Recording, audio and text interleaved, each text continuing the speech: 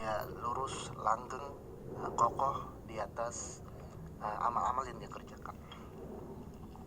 Dan tepat sekali bahwa yang menjadi sebuah kepastian bahwa iman itu senantiasa naik dan dia pun turun, gitu ya.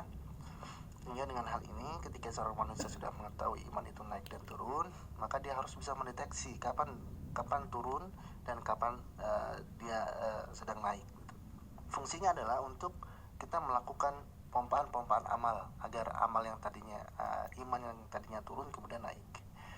Nah, di antara amal-amal yang dapat dikerjakan untuk mengistiqomahkan hati agar tidak mengalami penurunan iman yang sangat dahsyat gitu ya. Yang pertama adalah berdoa kepada Allah. Ini sangat penting ya. Ketika seorang manusia hendak meminta keistiqomahan, maka mintalah kepada Allah Subhanahu wa taala, karena dialah yang memegang hati. Dialah yang jarinya memegang hati manusia. Ya. Dia mampu membolak-balikan hati-hati manusia.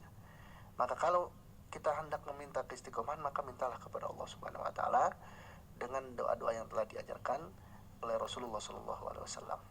Kemudian yang kedua, cara untuk memupuk keistiqomahan adalah dengan cara terus beramal, ya.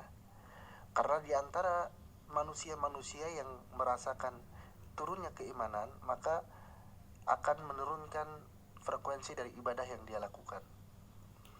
Misalnya yang tadinya dia rajin membaca Quran, kemudian ketika iman sedang turun, maka membaca Qurannya menjadi jarang-jarang. Ketika semakin turun, maka dia akan meninggalkan membaca Al-Quran.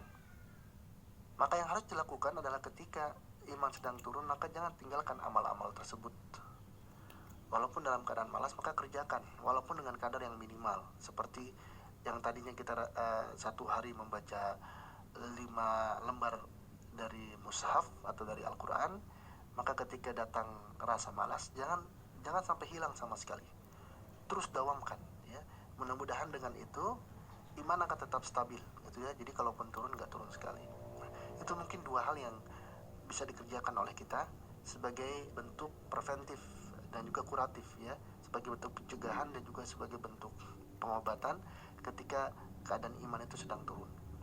Kemudian yang kedua, tentang pertanyaan apakah bangsa Indonesia ini bisa dikatakan sebagai sebuah negara yang penduduknya tidak beriman dan bertakwa secara keseluruhan, maka jawabannya betul, gitu ya.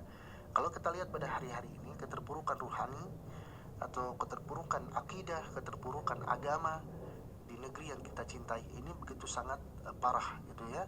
Kemungkaran mulai dari kemungkaran besar sampai kemungkaran yang kecil itu menjadi sebuah kebiasaan di tengah-tengah masyarakat. Budaya kesyirikan, ya, budaya amoral, ya, budaya free sex dan lain sebagainya, ini menjadi sebuah akar budaya di tengah-tengah masyarakat kita. Maka ketika bencana-bencana terjadi, salah satu sebabnya adalah perbuatan-perbuatan maksiat. Di antara hasil-hasil dari perbuatan maksiat yang dikerjakan oleh manusia, salah satunya adalah sebagaimana yang disabdakan oleh Rasulullah SAW adalah akan didatangkannya gempa, ya. Jadi banyaknya gempa itu menunjukkan bahwa kondisi masyarakat di sebuah negara itu dalam keadaan kronis, ya. Jadi dengan munculnya banyak bencana itu menunjukkan bahwasanya di sebuah negara itu atau di sebuah bangsa, di sebuah kaum sedang terjadi kemungkaran-kemungkaran yang begitu sangat dahsyat, begitu sangat besar. Dan tidaklah Allah mengadab sebuah negara, menghukum sebuah bangsa, melainkan karena ada kemungkaran di dalamnya, ya. Oleh karenanya, ini adalah problem dan harus memiliki solusi. Solusinya apa? Solusinya adalah marilah sama-sama kita berdakwah, mengajak manusia kepada jalan Allah, mengajak manusia kepada jalan hidayah, ya. Jangan hanya berpangku tangan, jangan hanya berkeluh kesah, jangan hanya mengatakan ini dan itu tapi tidak mampu berbuat. Tetapi bergeraklah, berbuatlah untuk umat, kerjakan apa yang kita mampu, kerjakan apapun yang kita miliki untuk sama-sama membangkitkan ruhani umat, membangkitkan dinullah ini agar menjadi sesuatu yang tegak di muka bumi ini dan menghancurkan seluruh kemungkaran-kemungkaran di muka bumi ini. Maka di sini perlu adanya ta'awun, kerjasama antara masing-masing personel masyarakat untuk dapat membangun masyarakat yang sedang terpuruk ini.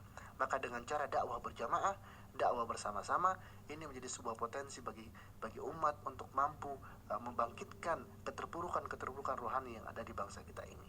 Semoga Allah Subhanahu wa taala menyelamatkan kita dari hukumannya di Indonesia. Allahu a'lam.